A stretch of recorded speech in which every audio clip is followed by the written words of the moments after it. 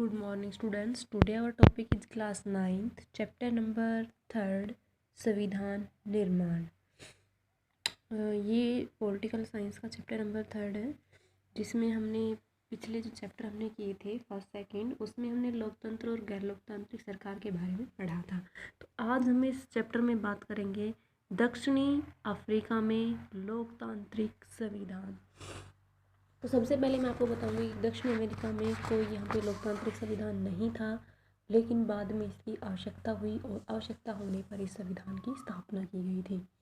तो यहाँ पे नेल्सन मंडेला का एक कथन है कि जिन पर दक्षिणी अमेरिका की गोरों की सरकार ने देशद्रोह का मुकदमा चलाया था और उन्हें 7 अन्य नेताओं को 1964 में देश में रंग भेद से चलने वाली शासन व्यवस्था का विरोध करने का आजीवन कारावास की सजा दी थी। अगले 28 वर्ष तक उन्हें दक्षिणी अफ्रीका की सबसे भयावह जेल रोबेन द्वीप में कैद रखा गया। रंगभेद के खिलाफ संघर्ष। रंगभेद नस्ली भेदभाव पर आधारित उस व्यवस्था का नाम है जो दक्षिणी भारत में विशिष्ट तौर पर चलाई गई। दक्षिणी अफ्रीका की ये व्यवस्था यूरोप के लोगों ने ला दी थी। 17वीं और 18वीं शताब्दी के मध्य व्यापार करने आई यूरोप की कंपनियों ने दक्षिणी अफ्रीका को उस तरह हथियार और जोर जबरदस्ती का गुलाम बनाया जैसे कि भारत को। भारत से उलट काफ़ी संख्या में गोरे लोग दक्षिणी अफ्रीका में बस गए। उन्होंने स्थानीय शासन को अपने हाथों में ले लिया था। रंगभेद की राजनीति से लोगों ने उनकी चमड़ी के रंग के आधार पर बंटवारा दिया। दक्षिणी अफ्रीका के स्थानीय लोगों की चमड़ी का रंग काला और आबादी में उनका हिस्सा 3/4 था। उन्होंने अश्वेतों को कहा गया। श्वेत और अश्वेतों के अलावा वहाँ मिश्रित नस्ल के रंगीन चमड़ी वालों उन्हें बोला जाता था, जो कि भारत से गए लोग भी थे। गोरे शासक और गोरों के अलावा से सबको छोटा और नीचा माना जाता था। इन्हें वोट डालने का अधिकार नहीं था। रंगभेद की शासकीय नीति अश्वेतों के लिए खासतौर पर दमनकारी थी। उन्होंने गोरों की बस्तियों में रहने और बसने की इजाज़त नहीं थी। परमिट होने पर भी वे वहां जाकर काम करते थे।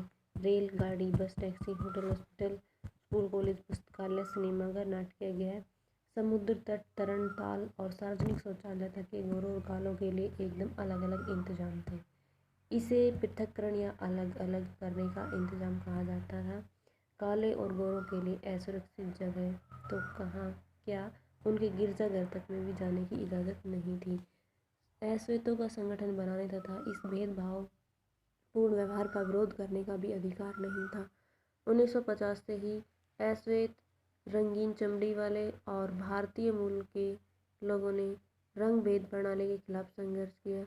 उन्होंने विरोध प्रदर्शन किए, हड़तालें आयोजित की और भेदभाव वाली इस शासन प्रणाली का विरोध करने वाले संगठन अफ्रीकी नेशनल कांग्रेस के झंडे तले एकजुट होकर, इनमें से कई मजदूर संगठन और कम्युनिस्ट पार्टी में भी शामिल थे। अनेक समझदार और संवेदनशील गोरे लोग जो रंगभेद समाप्त करने के आंदोलन में अमेरिकी नेशनल कांग्रेस के साथ आए, उन्होंने इस संघर्ष में प्रमुख भूमिका निभाई।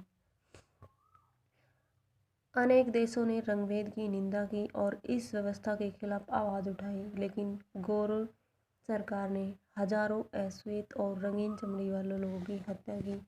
दमन करते हुए उन्होंने अपना शासन जारी रखा। एक नए संविधान की ओर रंगभेद के खिलाफ जब संघर्ष और विरोध बढ़ता गया, तो सरकार को एहसास हो गया कि अब जोर जबरदस्ती से अश्वेतों पर अपना राज कायम नहीं रख सकती। इसीलिए गोरी सरकार ने अपनी नीतियों में बदलाव किया, भेदभाव वाले कानूनों को वापस लिया, राजनीतिक दलों पर लगा प्रतिबंध और मीडिया पर लगी पाबंदियां उठा ली गई। 28 वर्ष तक जेल में कैद रखने के बाद नेल्सन मंडेला को आज़ाद कर दिया गया और आखिरी तारीख 26 अप्रैल 1994 की मध्य रात्रि दक्षिणी अफ्रीका गणराज्य का एक नया झंडा लहराया गया।